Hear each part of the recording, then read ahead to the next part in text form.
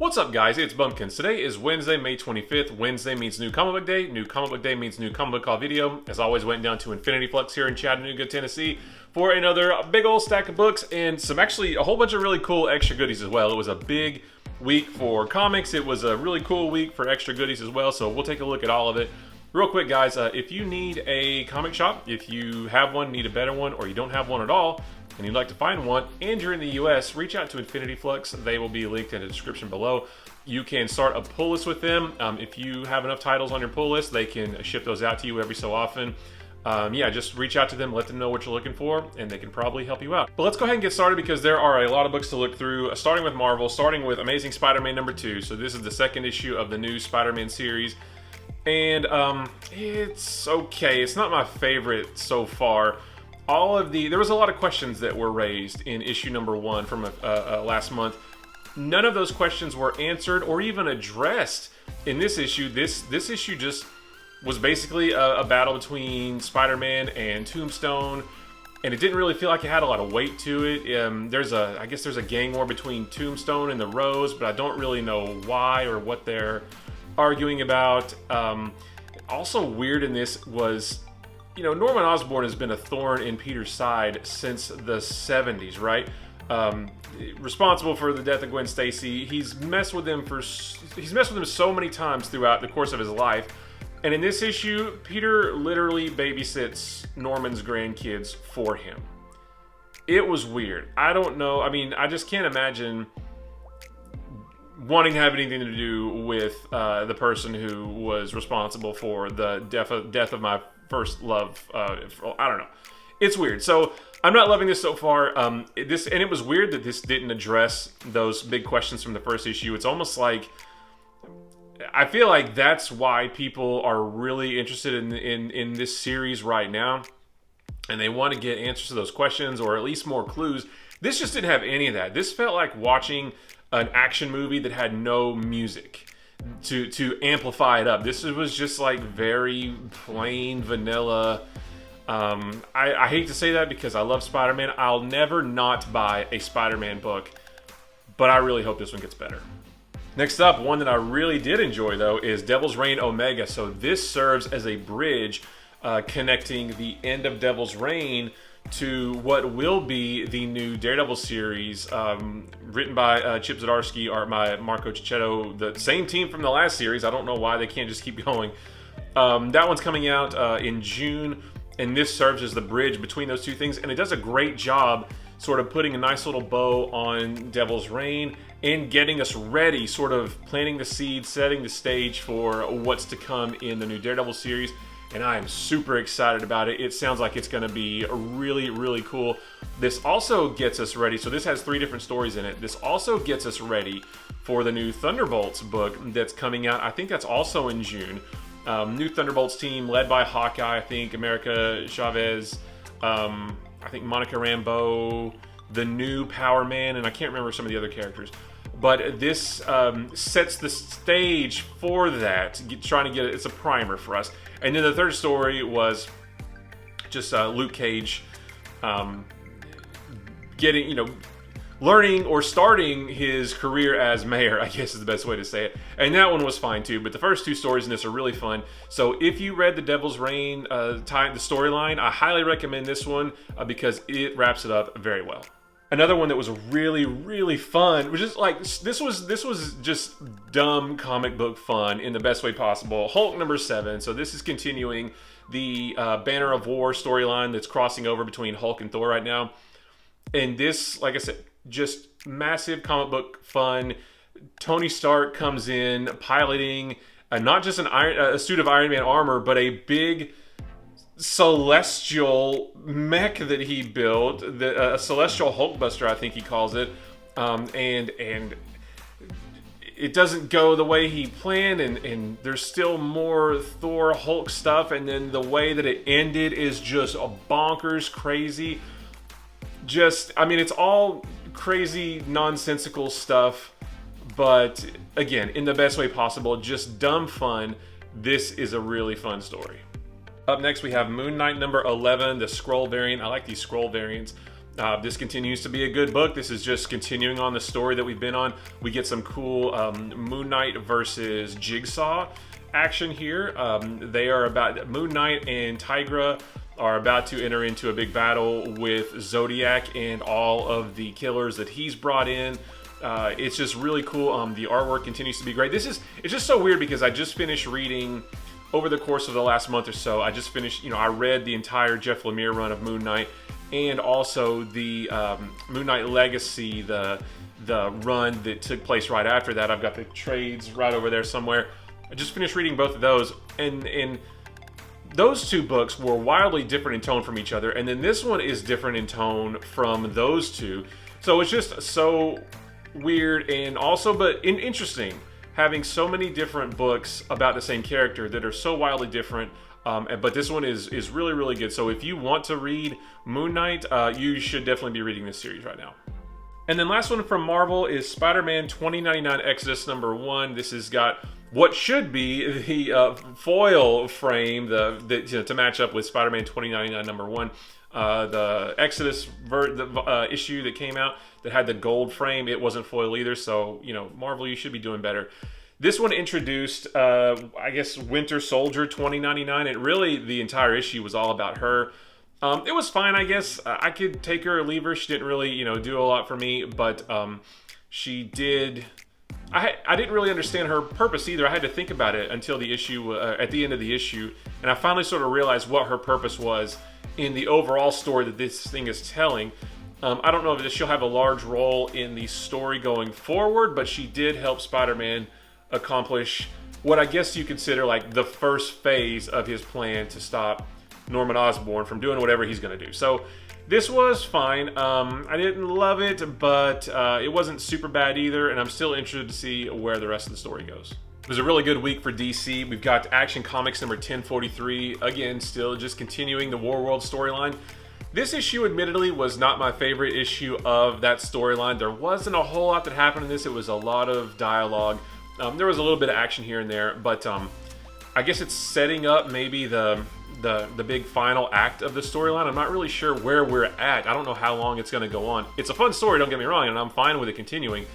It's just this one wasn't super great. It went into, and it was interesting. It did sort of go into the mythology of how Mongol came to be. Mongol's origin, basically, was a part of this story that kind of seemed like they were skirting very close to playing with Infinity Stones. Obviously, they're not, but there was even a panel that kind of made it look like, hey, is DC trying to do their own version of Infinity Stones? So kind of interesting, but also DC, be careful, because to me, it was super close. So yeah, not my favorite issue of the entire storyline, but probably important.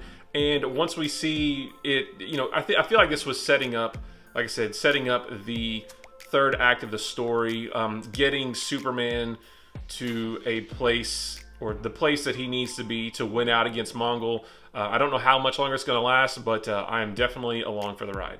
Deathstroke Inc. number 9. This is part, I'm not sure what, of the Shadow War storyline, but this is a really fun story. Like, I'm really digging this Shadow War storyline. We've got Batman and Robin and Ravager and Deathstroke and an imposter Deathstroke and Ravager and Talia al Ghul and Batman Incorporated. I mean, there's just so much going on.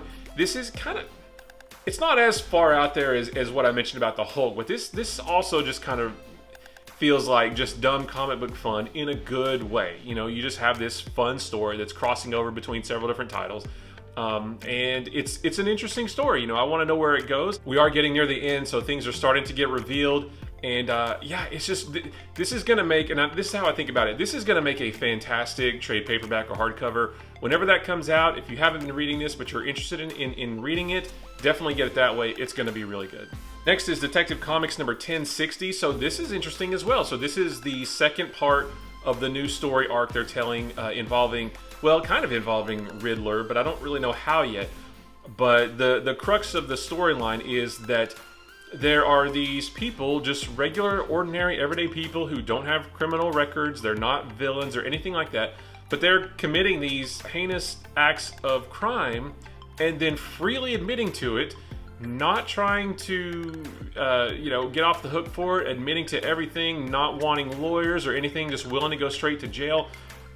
And there doesn't seem to be any rhyme or reason behind it. We do learn in this issue there might be a connection between them, or at least some of them. The ending of the issue is really interesting because we get to see that they're basically being blackmailed, but with what? Because they're doing some really bad things. What information could whoever has it have to make them do all this bad stuff? It's just really super interesting. It's a nice detective story. Batman is working with Oracle and Batwoman to sort of figure this all out. Art by Ivan Reis is super good. Like, it's just a total package. This is a really interesting story so far. Well, speaking of Shadow War, we also have Robin number 14. So whatever part Deathstroke number 9 was, this is the part after that. So we get a nice little two-parter this week. This is a really fun issue as well. The art's great. We finally, I won't say who, don't worry, but we do learn who the fake Deathstroke is at the end of the issue. I never would have seen it in a million years. Thankfully, it's not like a crazy unknown character. Like, if you know some about DC, you'll know who it is. So I never saw it coming. I don't know why that character is doing what they're doing. But it's really interesting. It made me absolutely want to read the next part. I think it maybe comes out next week. I might be wrong. I can't wait till it does, though. So yeah, again, just more fun action between all these fun characters that are in this story. It's such a good story. And like I said, it's going to make a really, really cool collected edition. And then last from DC, Teen Titans Academy number 15. This is the last issue of this series. I didn't read it. I don't care about this series. I don't want to say that I'm glad it's over, though, because I know that there's got to be somebody out there who is enjoying the series. And for those people, I'm sorry that, I feel bad for you that you're losing a series that you enjoy. I don't enjoy it. If it weren't ending, I would be dropping it. But there's a part of me that felt weird knowing that it was coming to an end and just not finishing out the entire run. So now I've got the entire run of a series that started really, really strong. By the end, I just didn't care. I don't know who these characters are. I don't care about them. We've never seen them before. I doubt we'll ever see them again. Nothing against the characters themselves. It's just that I don't know anything about them. Like, I don't have a connection to them. And so I just don't find myself caring about them. So again, if you enjoyed this title, that's totally fine. I'm sorry that you're losing a series that you enjoy. Last issue, I got it just to have it, but I didn't read it. As for Image and the other indies, we've got Gunslinger Spawn number 8. This is going to go on the Spawn stack. I haven't read any of these yet. That cover is super cool, though. Like, the art is so good. I've got to start jumping on this at some point. I can't wait to. I mean, if nothing else, I guess I could just sit him out and stare at the covers, right? Next is the Image, what is this called? Image 30th Anniversary Anthology. This is number 2. I actually haven't read any of the first one yet. So these are all just short stories of books that, of characters that may already exist in their own books or new stories that may come out eventually. I haven't read any of them yet, but there's some really cool creative teams on this. So I really need to crack them open and see what in here is good. So one that I unfortunately didn't get the chance to read yet, but I am current on the series up until now is, what number is this? Yeah, Radiant Red, number 3 of 5. So this is, Radiant Black. We've seen Radiant Red in that series, and this is just telling more of her story. What's interesting about this book compared to Radiant Black is it's much more street level, I guess. Like, it's not as crazy out there cosmic as Radiant Black has been. I don't know if this issue is going to get there. I mean, it's been an interesting story so far, but it's just kind of funny how they're, it's set in the same sort of world, but are completely opposite. But yeah, I'm enjoying this one so far. And then last from Image is Rogue Sun number what is this? 4. Rogue Sun number 4. I just finished reading this one before this video, and this book is interesting. Rogue Sun, Dylan, who is the new Rogue Sun, encounters yet another of his father, the original Rogue Sun's Rose Gallery, and that character is interesting. The only problem with this book is, I say it every time it comes out, but the main character, Dylan, who is the new Rogue Sun, he is so unlikable. I can't stand it. I just want to punch him in his face. He's awful. Like, he's a brat, he's a bratty teenager. he likes to fight the bad guys. He likes the rush that it gives him, but he doesn't want to spend the time learning how to use his powers so that he can fight them better. He uses going to fight a villain as an excuse to get out of being in trouble with his mom for something really bad that he did. But again, he doesn't want to put any effort into it. He wants, I guess, he wants all the glory, but doesn't want to put in any of the work, I suppose. What I will say, though, is the ending of this, the last page of this is super interesting, so I definitely want to read the next issue. But yeah, it's a fun series, and there's some subplots going on that I find really interesting, too. Everything about it I like, except the main character. I just can't stand him. Next from Boom is Something is Killing the Children, number 23. I'm one issue behind, so I haven't read 22 yet. I did read 21, which is the start of a new arc. It seems pretty interesting, but I don't know where we're at since that start. So I actually have heard really good things about this. So if not, the next couple days, at least in the weekend, I'll get caught up. Because yeah, I mean, I love this book, and I want to see what this new arc is all about. Next from Scout Comics is a book called The Recount Preamble. So there was I think it was a 4-issue miniseries called The Recount that came out, I want to say last year.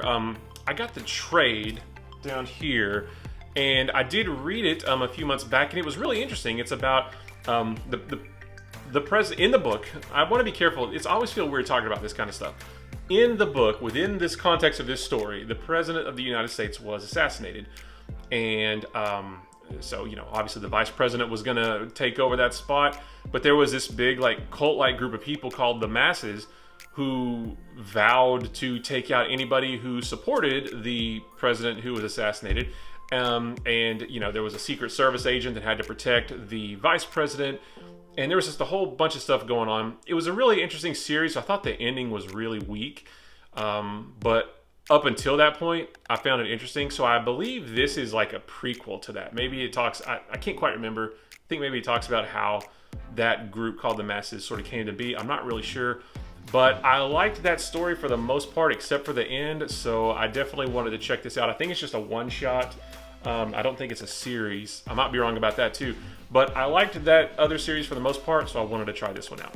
So next from Vault, this is Fox and Hare number 1. So I read this a little while ago, and this one was pretty interesting too.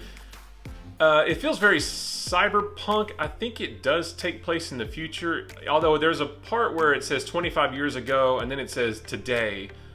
But today doesn't feel like today. Like today feels like the future, but maybe it's just the aesthetic. I'm not sure. But basically, there's these two, assassins in the city who, take on jobs and help people. And there's a hacker who gets her hands on some information that a big corporation doesn't want her to have. And these guys help her out. And this was a big setup issue, but there was a lot of cool action too. But basically, it's going to come down to these guys working with the hacker to, protect her against this big corporation, that kind of thing. And there's some mystery about their missing parents, and there's a whole other sort of subplot going on too. This was really good, and the art was fun. I don't know if I need this one every month that it comes out. I think I'm going to trade weight this one because I think it will be one really cool, story to have all in one book. But yeah, it's a cool. I like the cyberpunk aesthetic, and I definitely want to see, more of it. And then also from Vault, The Last Book You'll Ever Read, number 8. I'm super far behind in this series. I actually thought that I dropped it, but I may not have dropped it in time for, but before, I may not have dropped it before this one was ordered for me. So yeah, I'll hang on to this one. I'll get caught up at some point too. When I left off, I think it was number 4. Things were getting interesting, where this is number 8 now, so I can only imagine how crazy it's gotten, especially with that cover.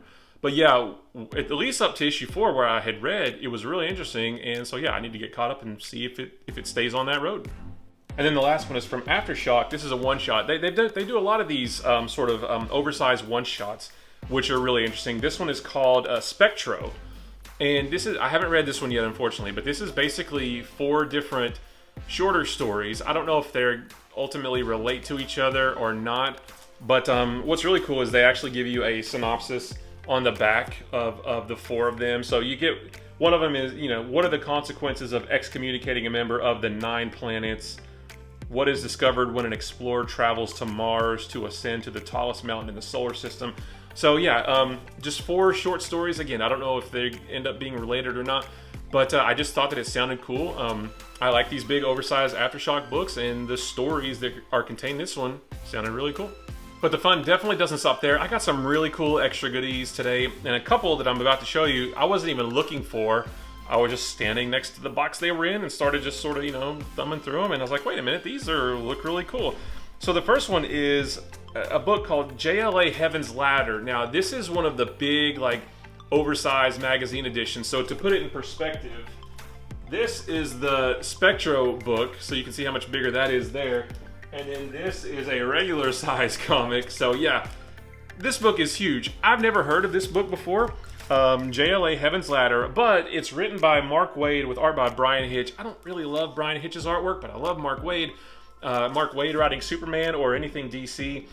And for $5, Mark Waid writing DC in one of these giant oversized books, these big colorful pages. Like I said, I have no idea what the story's about, but I had to get it and find out. And then the other one that I found, I've never even heard of this. I have no idea how I've never heard of this one. I couldn't not get it. So this is Superman Fantastic Four. What? How have I never heard about this? This is the same size as the JLA Heaven's Door. So this is another big magazine size book. Dan Jurgens, Art T. Bear. I did open this and flip through it in the store, and it looks awesome. I think something about Superman becomes a Herald of Galactus. What? And the Fantastic Four have to figure out how to deal with that? Holy cow, I cannot believe. Have you heard of it? Let me know. Maybe I'm the only one who hasn't heard of it. Maybe I've been living under a rock since, I want to say this came out in like early 2000s. I might be wrong. But wow, I mean, I thought that I had seen, you know, I thought I've got a trade with the the Marvel DC crossover classics, the Superman, Spider-Man, X-Men, Teen Titans, and Batman Hulk. And then actually, at my comic shop several months ago, I picked up the original Spider-Man, Superman, big oversized book. That was one of my holy grails. I've got, you know, some of the Batman Punisher, Batman Daredevil, Batman Spawn, like all of those, you know, weird little intercompany crossovers. I've got so many of those. I have never heard of this one before. I cannot believe this was made, and I didn't know anything about it. So I cannot wait to crack this open. I'm gonna try to maybe do a TikTok or something about it because it looks so cool. The art inside is really cool. Man, I'm just blown away. I could not believe how cool this sounded and the fact that I've never heard of it.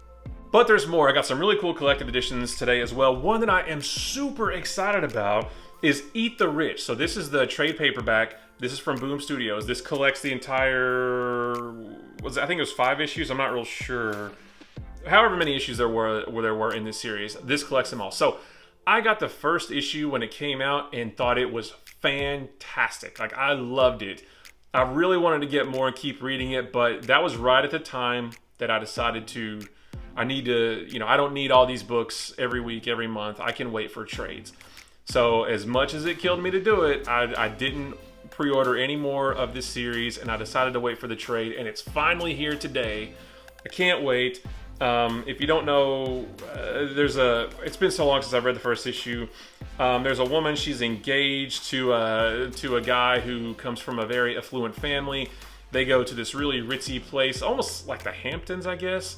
But there's some really weird, strange stuff that goes on there with all these wealthy families in this big ritzy place. And she has to try to get out of it alive, I guess. So the first issue was fantastic. I am so excited to have this because I've been dying to read it for months ever since I read that first one, and it's finally here. The next one is the entire series of Scarlet. So this is written by Brian Michael Bendis with art by Alex Maleev, you know, superstar team behind, you know, epic Daredevil run. I think I read like 1 or 2 issues of this way back when it came out and thought it was interesting, but just never stuck with it. And it's funny because just a little while back, I was wondering whatever happened to that series, because I don't really hear anything about it anymore. And now it's all collected in this one nice big paperback. This is the entire series. I'm not sure how many issues it is, but I do believe it's the entire thing. So yeah, nice. I thought it was maybe like post-apocalyptic type or future cyberpunky type stuff. I don't think it is though, but it's about a woman named Scarlet who wakes up from a coma, government corruption and all that kind of stuff, and she has to sort of put her life back together and fight her way, you know, through all this different stuff. So yeah, super cool to have that. Like I said, I love having these books that just have a whole series in them, and so yeah, I can't wait to read this one. And then one that I was not expecting at all, but my buddy Andy, who works there, ordered a couple of these because he thought they were interesting. I flipped through it and I was like, yeah, I need to have that and read it. So this is The Mask Omnibus. So you guys have all probably seen The Mask with Jim Carrey from the 90s. This is the comic that movie is based on. So the comic came out first, and but I've never read it. And this actually has the original Mask series. So the Mask Returns, and The Mask Strikes Back. I think the movie came out before those last two. I'm not sure. You can tell, like, the art in the beginning looks a little bit older, but then as you get later on in the book and into the newer series, the art looks a little bit newer. But this book is way more violent than the movie was, and like so stuff like this, I just find really interesting. Like, you know, the big grinning teeth, and he's getting his face punched in and all that kind of stuff. This is the later story, but yeah, I just thought it was super cool. And again, another book that just has everything in it. So yeah, I think this will be a really fun read. And I don't know, maybe I'll do a video or something about it. Let you guys know how it is. But I got one more thing. I got another big boy book. This is The Amazing Spider-Man by J. Michael Strzenski, Volume 1. So this is Strzenski's first run on the book, or the beginning of his run on Amazing Spider-Man. So this has the 9/11 issue in it. This has some of the Civil War stuff, I believe. This has the terrible, awful Sins Past storyline, which I think I might just like tear those pages out of the book so that we can just pretend that they don't exist. Actually, I'm not sure if this has the Civil War stuff in it. I thought it did, but that might be the Volume 2. I can't remember what issue numbers those were. But this was a really good run, though. I haven't read it in a really long time, probably 10 years or more. But yeah, I mean, I've got all my other Spider-Man omnibuses over there, and you know, I had to add this one to the library. So super awesome J. Scott Campbell cover. That's a classic. I think that's to ASM 500. I might be wrong about that one too. But yeah, this one came out and I couldn't pass it up. Okay, that is everything. That was a super awesome week of really cool stuff. I can't believe some of the stuff I found is just so cool.